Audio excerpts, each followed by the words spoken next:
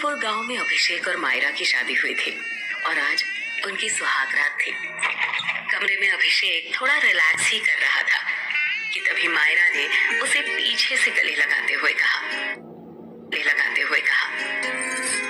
आज इतनी खास रात है और तुम क्या ऐसे ठंडे पड़े हो? मुझसे अब और इंतजार नहीं होता। मायरा की बात पर अभिषेक ने उसे पहले तो हैरानी से देखा और फिर कहा, तुम तो बहुत ज्यादा एक्साइटेड। अभिषेक आगे कुछ बोल पाता इससे पहले ही मायरा ने अपने होंठ अभिषेक के होठों पर रख दिए। मायरा की इस बेबाकी पर अभिषेक को पहले तो बहुत अजीब लगा और उसने मायरा से अलग होकर थोड़ी हैरानी से कहा, जो लड़की इतनी शर्मीली थी मुझे पता नहीं था कि अपने सुहागरात के मौके पर वो इतनी बेकाबू और बेसब्र हो जाएगी। तुम मायरा ही हो ना? अभिषेक की बात पर मायरा ने काफी गंभीर आवाज में कहा, नहीं, मैं खूनी वधू हूँ जो मर्दों के साथ सुहागरात मनाकर बाद में उन्हें मार देती है। ये सुनते ही अभिषेक चौंक पड़ा। वो कुछ कहता इससे पहले ही मायरा ने हंसते हुए कहा, यार मैं तुम्हारी बीवी हूँ मायरा। इस बात पर अभिषेक ने मायरा से थोड़ा दूर हटकर कहा, तुमने भी किसका नाम ले लिया? इस तरह रात को उसका नाम नहीं लेना चाहिए, पता है ना? ये सब छोड़ो और मुझ पर ध्यान दो। कहते हुए मायरा ने अभिषेक को अपने करीब खींच लिया और उसे चूमने लगी। मायरा के होठों को अपने चेहरे पर महसूस कर अभिषेक भी अब मदहोश होने लगा था। अभिषेक का साथ पाकर मायरा के चेहरे पर एक गहरी मुस्कान आ गई और बस कुछ पलों के लिए उसकी आंखों का रंग बदलकर खून सा लाल हो गया। तभी अचानक ही उसकी आंखें चमकने लगी, लेकिन अभिषेक मायरा की बदलती आंखों का रंग देख पाता उससे पहले ही उसके फोन पर रिंग हुई और अभिषेक फोन पर बातें करने लग गया, मगर वहीं पीछे खड़ी मायरा बेताब हो रही थी। अभिषेक ने जैसे ही फोन रखा, मायरा उससे जाकर लिपट गई। ये मायरा को आज क्या हो गया? आपसे पहले इसका ऐसा रूप नहीं देखा था। ये मेरी मायरा ही है ना? मायरा के बदले हुए रूप को देख अभिषेक ने मन ही मन कहा। इतने में मायरा अभिषेक को खींचकर बिस्तर तक ले गई और अभिषेक के बदन से उसके कपड़े उतारने लगी। बिस्तर पर जाते ही अचानक से कमरे में रात की रानी की तेज खुशबू फैलने लगी, जो मायरा के शरीर से ही आ रही थी। अभिषेक ने मायरा को चूमते हुए कहा, क्या खुशबू है तुम्हारी मायरा, मैं तो पागल हो रहा हूँ इस रात की रानी की खुशबू से। मायरा उसे अपने आगोश में भरती हुई बोली, रात की रानी हूँ मैं और आज रात सिर्फ तुम्हारी रानी ही बनूंगी। अभिषेक ने मदहोशी से कहा, सिर्फ आज नहीं, तुम हमेशा के लिए मेरी रानी बन चुकी हो। अभिषेक मायरा को अभी चूम ही रहा था कि तभी अचानक से मायरा की आंखें फिर से चमकी, जैसे कि उसकी आंखों में कोई बल्ब जला हो। मायरा की आंखों के इस अजीब से ग्लो को देखकर अभिषेक एकदम से रुक गया। क्या हुआ अभिषेक, रुक क्यों गए? मायरा ने एक अदा के साथ अभिषेक के चेहरे पर प्यार से हाथ फेरते हुए कहा, मायरा तुम ठीक तो हो? अभी तुम्हारी आंखों में कुछ हुआ था। अभिषेक की बात सुन मायरा ने मुस्कुराते हुए कहा, नहीं, कुछ भी तो नहीं, देखो मेरी आंखें तो बिल्कुल ठीक है। लेकिन अभिषेक मानने को तैयार नहीं था। उसने बिस्तर से उठते हुए कहा, नहीं मायरा, मैंने देखा तुम्हारी आंखें ग्लो कर रही थी। क्या हुआ तुम्हें? अभिषेक की आवाज एक अनजाने भय से कांप रही थी, लेकिन तभी मायरा ने अपने कोमल हाथों को अभिषेक के चेहरे पर फेरा और अभिषेक मानो सब कुछ भूल गया हो। और फिर अभिषेक धीरे धीरे मायरा के कपड़े उसके जिस्म से अलग करने लगा। इसके बाद तो जैसे कमरे में एक तूफान सा ही आ गया, जिस तूफान में अभिषेक बहता ही चला गया। थोड़ी देर बाद जब वो थक गया तो वो मायरा से अलग हुआ और उसने कहा, मायरा, आज तो तुमने मुझे बहुत ज्यादा एक्साइटेड कर दिया था। इस इससे पहले भी हमने कई बार साथ वक्त बिताया है, मगर आज तुम बहुत अलग लगी यार। सच कहूं तो मजा आ गया, अभिषेक ने हाँफते हुए कहा। ये सुनकर मायरा के होठों पर अजब सी मुस्कान तैर गई। उसने शरारत से कहा, तो फिर से आ जाओ ना। रुको, थोड़ी सांस तो लेने दो, मैं बस 2 मिनट में आया। कहाँ? इस वक्त बीच में कहाँ जा रहे हो? मायरा ने पूछा। आता हूँ, फिर मैं तुम्हारे अरमान पूरे करूंगा। ये कहकर अभिषेक अपने कमरे की बालकनी की तरफ चला गया। उसके जाते ही मायरा के चेहरे पर एक कातिलाना मुस्कुराहट आ गई। उसे देख लग ही नहीं रहा था कि वो जरा भी थकी है, बल्कि उसकी प्यास अभी तक बुझी ही नहीं थी। और देखते ही देखते अचानक से मायरा के खुले बाल खुद ब खुद हवा में लहराने लगे और उसके चेहरे की चमक पहले से कई गुना ज्यादा बढ़ गई और वो जोर जोर से सांसें लेने लगी, मानो उसके अंदर कुछ और ही चल रहा हो। जहां कमरे में बैठी मायरा के रंग रूप अलग ही तेवर दिखा रहे थे, वहीं इन सब से अनजान अभिषेक अपने कमरे की बालकनी में खड़े होकर अपनी जेब से सिगरेट निकालता है और उसे जलाने के लिए लाइटर जलाता है। अभिषेक इस वक्त अपने एक मंजिले मकान की बालकनी में खड़ा था और नीचे गार्डन एरिया में लाइट जलने की वजह से उसे सब कुछ साफ साफ दिख रहा था। जैसे ही उसने सिगरेट का एक कश लिया, उसकी नजर नीचे गार्डन में गई और वहां देखते ही उसका गला डर से सूख गया। अभिषेक ने खुद से कहा, ओह गॉड, लाश लाश कहाँ से आई यहाँ? अभिषेक के सामने नीचे जमीन पर एक लड़की की बॉडी पड़ी थी जो दुल्हन के जोड़े में थी।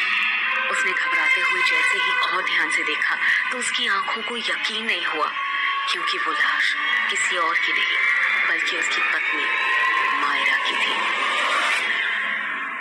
उसने घबराते हुए धीरे से कहा, अंदर जो बैठी है वो अगर मायरा है तो फिर ये लड़की कौन है? और अगर ये मायरा है तो कमरे में कौन है?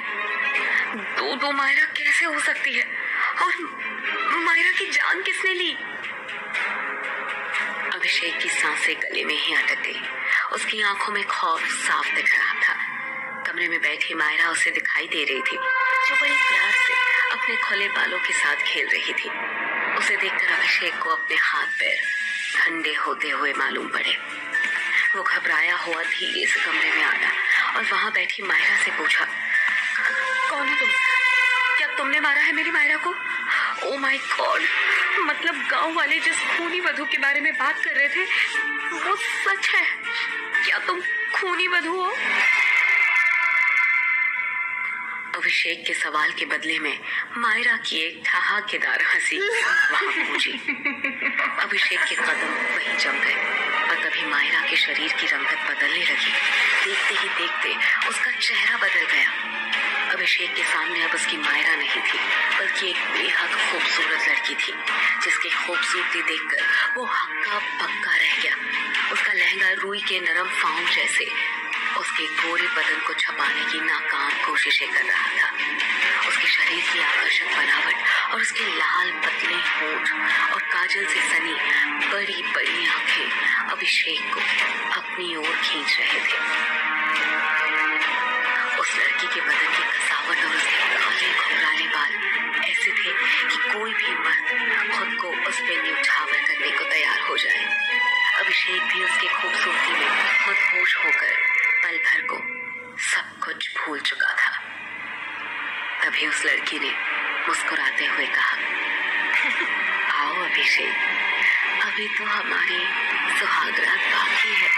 ऐसा कहते हुए उस लड़की की आंखें एकदम से चमकने लगी और उन आंखों में देखता हुआ अभिषेक मानो उससे सम्मोहित हो गया हो और वो एकटक उस लड़की की आंखों में देखने लगा।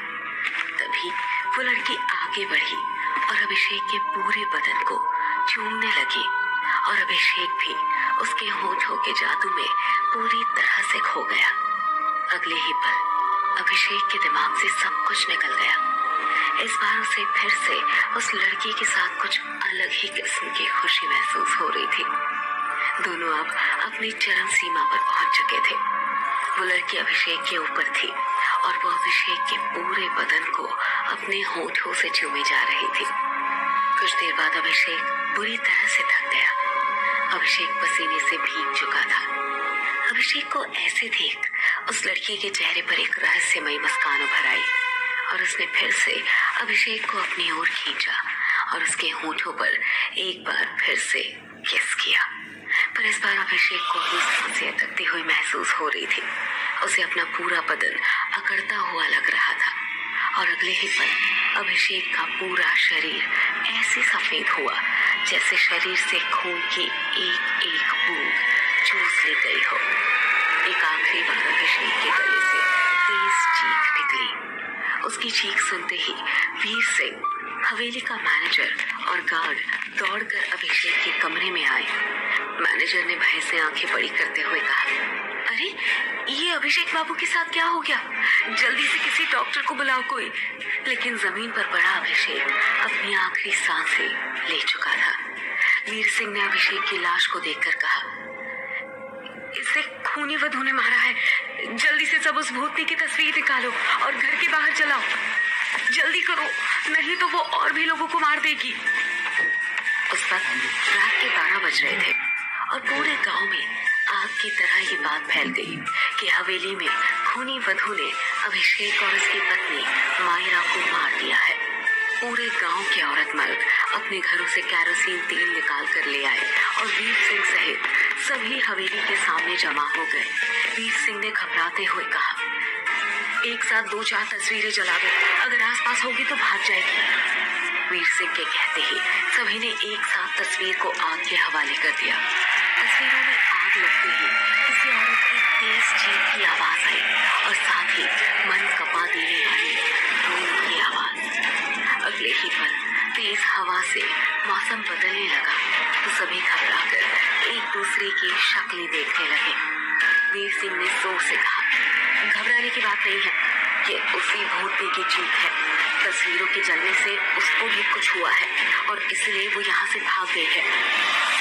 सभी को परेशान होते देख वीर सिंह ने कहा, आज से इस गांव में शादी के लगन में कोई शादी नहीं होगी और अगर किसी ने इसके खिलाफ जाकर शादी करने की कोशिश की तो उसे गांव से बाहर कर दिया जाएगा। पूरे गांव के लोगों ने एक साथ कहा, हाँ, ऐसा ही होगा, हाँ, ऐसा ही होगा, ऐसा ही होगा। खूनी वधू की इस घटना के 10 दिन बाद फूलपुर गांव के स्टेशन पर शाम के 6 बजे एक ट्रेन आकर रुकती है। ट्रेन में सोई चेतन की अचानक से नींद खुली।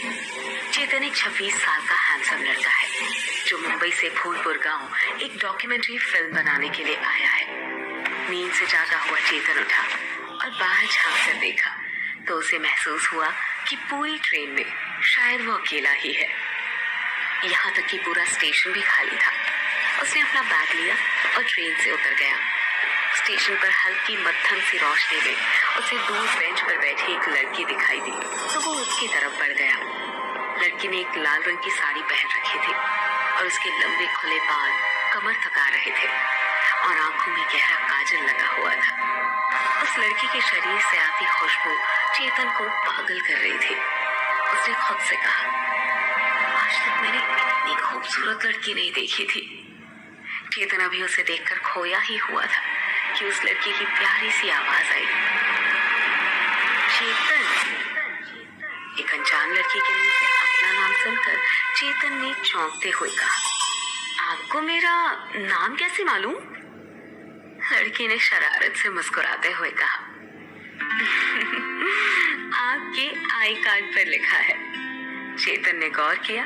उसने अपने हाथ में अपना आईडी पकड़ा हुआ था, लेकिन इतनी कम रोशनी में इसने मेरा नाम कैसे पढ़ लिया? वो सोच ही रहा था कि लड़की ने फिर कहा, आप किसे ढूंढ रहे हैं? चेतन ने जवाब दिया, मैं तो अभी आया हूँ, लेकिन शायद आपको मदद की जरूरत है। इस वक्त अकेली आप स्टेशन पर क्या कर रही हैं? कहीं छोड़ दूं मैं आपको?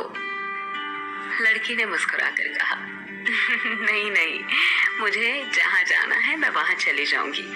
आप मेरी फिक्र ना करें। चेतन को उसकी बात पर हैरानी हुई। कैसे चली जाओगी? यहाँ कोई भी नहीं है, कहीं किसी मुसीबत में ना पड़ जाओ तुम। मैंने कहा ना मैं छोड़ देता हूँ। जवाब में वो लड़की हंस पड़ी और कहा, मुसीबत? और मेरे लिए?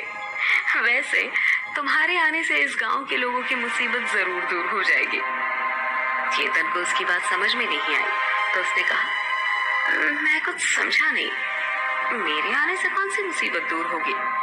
मैं तो यहाँ बस एक डॉक्यूमेंट्री फिल्म बनाने आया हूँ।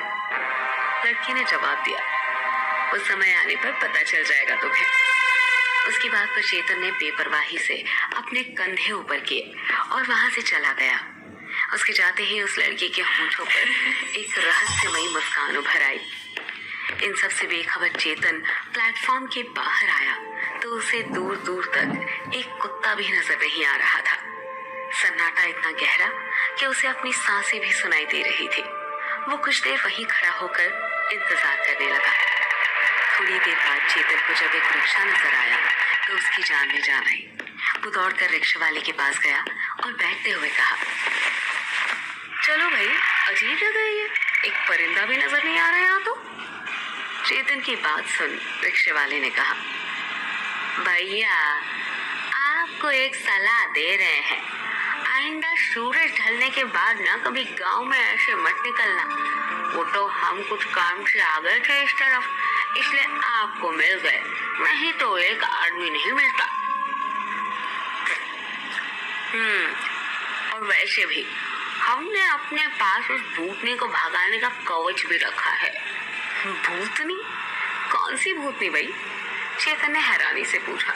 रिक्शे वाले ने जवाब में धीरे से कहा, वो कहा है ना कि इस फूलपुर गांव में खूनी वधू का खौफ है, जो पहले गांव के मर्दों के साथ ना जबरदस्ती सुहागरात मनाकर उन्हें अपनी हवस का शिकार बनाती है और फिर उसे मार डालती है। पूरा गांव इस बात को जानता है और खासकर शादी ब्याह के लगन के समय कोई शादी करे तो वो पक्का गया जान से। चेतन ने मजाक में कहा, अच्छा तो इस खूनी वधू को देखा है किसी ने? इस पर रिक्शे वाले ने जवाब दिया, वो कहा है ना भैया, देखा तो नहीं है हमने, लेकिन उसकी तस्वीर को गांव के सारे मर्द अपने साथ रखते हैं। कहते हैं कि जब कभी वो भूतनी आसपास में हो तो उसकी फोटो को जला देने से वो भाग जाती है, समझे भैया? अच्छा, भूतनी की तस्वीर रखते हो तुम लोग? ऐसी कौन सी भूतनी है, जरा मुझे भी तो दिखाओ उसकी तस्वीर। चेतन ने हंसते हुए कहा। रिक्शे वाले ने जेब से एक स्केच वाली तस्वीर चेतन को दी। तस्वीर देखते ही चेतन बुरी तरीके से चौंक पड़ा। उसने गुस्से में कहा, अरे ये क्या मजाक है?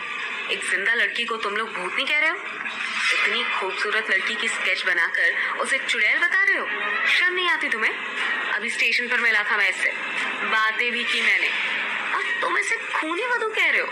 चेतन की बात सुनकर रिक्शे वाले ने एक झटके में ब्रेक मारा और चेतन को घूर कर कहा, अरे भैया क्या कह रहे हैं आप इससे कैसे बात कर सकते हैं? ये तो वो सालों पहले मर चुकी है और ये भूतनी जिसको भी दिखती है वो जिंदा नहीं बचता। रिक्शे वाले की बात पर चेतन पूरी तरह से हिल गया और खुद से कहा, तो क्या वो वाकई में खूनी वधू थी, एक भूतनी? अगर ऐसा ही है तो उस चुड़ैल ने मेरी जान क्यों नहीं ली? ये रिक्शा वाला ना पक्का पागल है, कुछ भी बकवास किए जा रहा है। चेतन को उसकी सोच में डूबा रिक्शे वाले ने कहा, भैया जी जाना कहाँ है आपको, किससे मिलने आए हो यहाँ पर? चेतन ने अपने फोन पर देखते हुए कहा, काल भैरव मंदिर जाना है। चेतन के मुंह से काल भैरव मंदिर का नाम सुनते ही रिक्शे वाले ने एक बार फिर ब्रेक मारा और हैरानी से कहा, भांग खाकर आए हो का भैया? पहले कहते हो कि भूतनी से बात किए और अब कह रहे हो कि काल भैरव मंदिर जाना है, वो भी रात के वक्त। इंसान ही हो ना या कोई आत्मा वात्मा हो? रिक्शे वाले की इस बात पर अब चेतन को भी गुस्सा आ गया। उसने रिक्शे से उतरते हुए कहा, बहुत कर लिए तुम बकवास, तब से बिना सिर पैर की बातें किए जा रहे हो। तुम रहने दो, मैं खुद चला जाऊंगा जहाँ जाना है। चेतन ने बैग संभाला और अपने फोन का मैप ऑन करके मंदिर की ओर चल पड़ा। रिक्शे वाले के चेहरे पर परेशानी साफ नजर आ रही थी। उसने सोचते हुए कहा, इस आदमी के साथ कुछ तो गलत है, और अगर नहीं है तो अब जरूर होगा। दूसरी ओर चेतन मैप के बताए रास्ते पर चला जा रहा था। शाम के 7 बजे ही गांव में इस कदर सन्नाटा था जैसे कि रात के 1 बज रहे हो। चेतन कुछ दूर पैदल चला था कि उसे मंदिर दिखाई देने लगा। वो जैसे ही मंदिर के गेट पर पहुंचा, एक आदमी ने उसे रोकते हुए कहा, कहाँ जा रहे हो भैया इस वक्त? चेतन ने कहा, मंदिर जा रहा हूँ। इस वक्त दर्शन तो नहीं करूंगा, पर अंदर ही सुबह होने का वेट कर लूंगा। आप मंदिर के पुजारी हैं? चेतन ने कहा तो उस आदमी ने अपना परिचय दिया। हमारा नाम वीर सिंह है। हम इस गांव के सबसे समझदार आदमी हैं, और समझदार होने के नाते ही तुम्हें कह रहे हैं कि रात के वक्त मंदिर में जाना मना है। चेतन पहले से ही रिक्शे वाले की बात से परेशान हो चुका था, और अब इस वीर सिंह की बात पर उसने झल्लाते हुए कहा, यहाँ सब पागल है क्या? कोई कहता है रात में भूत नहीं घूमती है, रात में मत निकलो। तुम कह रहे हो रात में मंदिर मत जाओ। मतलब यहाँ चल क्या रहा है? चेतन की बात पर वीर सिंह ने इधर उधर देखते हुए कहा, बात तो 100% सच है। गांव में खूनी वधू की आत्मा घूमती है। हम तो अपने घर को जा रहे थे तो तुम मिल गए हमें। और रहा सवाल मंदिर का, तो इस मंदिर में रात के वक्त जो कोई भी अंदर गया है ना, वो जिंदा बाहर नहीं आया है, इसीलिए मना कर रहे हैं। बाकी तुम लग रहे हो शहर के, तो खुद ही समझदार होंगे। जान प्यारी है तो लौट जाओ। कहीं पड़ गए ना मुसीबत में तो वीर सिंह नहीं आएगा बचाने। चलो चलते हैं हम। जरूरत होगी तो पास ही में घर है हमारा, नीले रंग का है। दरवाजे पर एक चप्पल लटकी है हमारे, चले आना। अपनी बात कहकर वीर सिंह तो वहां से चला गया, लेकिन चेतन को हड़बड़ी थी। उसने खुद से कहा, मैं नहीं रुक सकता सुबह तक। मुझे जल्द से जल्द अपनी डॉक्यूमेंट्री फिल्म शूट करके इस अजीब से गांव से वापस जाना है। और कल रुक भी गया तो भी तो फिल्म तो रात के वक्त ही शूट करनी है मुझे, इसलिए ये काम आज ही खत्म करना होगा, और सुबह की ट्रेन से मैं वापस चला जाऊंगा। मन में सोचकर उसने अपने आसपास देखा, और जब उसे कोई भी नजर नहीं आया तो वो मंदिर के विशालकाय लकड़ी के दरवाजे के पास पहुंच गया। चेतन ने ऊपर से नीचे दरवाजे को देखा तो उसकी ऊंचाई यही कोई 15 फीट के करीब थी। दरवाजे पर लोहे की कुंडी लगी हुई थी, और पास ही एक बोर्ड रखा हुआ था जिस पर लिखा था, शाम के बाद मंदिर में प्रवेश वर्जित है।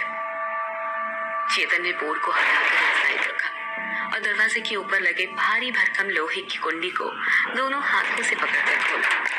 कुंडी के खुलते ही एक हल्की सी आवाज के साथ मंदिर का मेन गेट खुल गया। चेतन ने मंदिर के भीतर प्रवेश किया और अंदर से दरवाजे को बंद कर दिया। मंदिर के भीतर गहरा अंधेरा था। सन्नाटे को चीरती हुई बस पेड़ के पत्तों की आवाजें आ रही थी।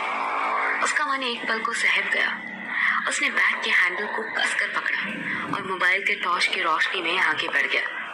मंदिर का प्रांगण खुला हुआ था, जिसके ठीक बीचों बीच एक विशालकाय बरगद का पेड़ था। काले पत्थरों से बनी जमीन और मोटे मोटे ऊंचे नक्काशीदार खंभों से लगे दीवार मंदिर के प्राचीन होने का सबूत दे रहे थे। उसने अपना कैमरा ऑन किया और चारों तरफ शूट करने लगा। आगे बढ़ने पर उसे मुख्य मंदिर दिखाई दिया। चेतन ने अपने जूते उतारे और मुख्य मंदिर के भीतर आया। मंदिर के भीतर कई छोटे बड़े पीतल के घंटे लगे हुए थे। सामने ही भैरव बाबा की बड़ी सी मूर्ति स्थापित थी। काले रंग के पत्थर से बनी मूर्ति अंधेरे में भी चमक रही थी। मूर्ति में काल भैरव बाबा की आंखों में नीलम जड़े हुए थे और सर पर चांदी का छत्र लगा हुआ था। चेतन ने इससे पहले कभी भी काल भैरव बाबा के दर्शन नहीं किए थे। मूर्ति को देखकर वो थोड़ा सहम गया। उसने जल्दी से चारों तरफ कैमरा घुमाया और प्रणाम करके बाहर निकल गया। अभी वो मुख्य दरवाजे से बाहर आया ही था कि तभी उसकी नजर सामने एक और दरवाजे पर गई। दरवाजे के बाहर एक बोर्ड लगा था जिस पर लिखा था, गर्भगृह स्थान, अंदर जाना सख्त मना है। क्या छिपा है काल भैरव के गर्भगृह के अंदर और क्या होने वाला है चेतन के साथ, जानने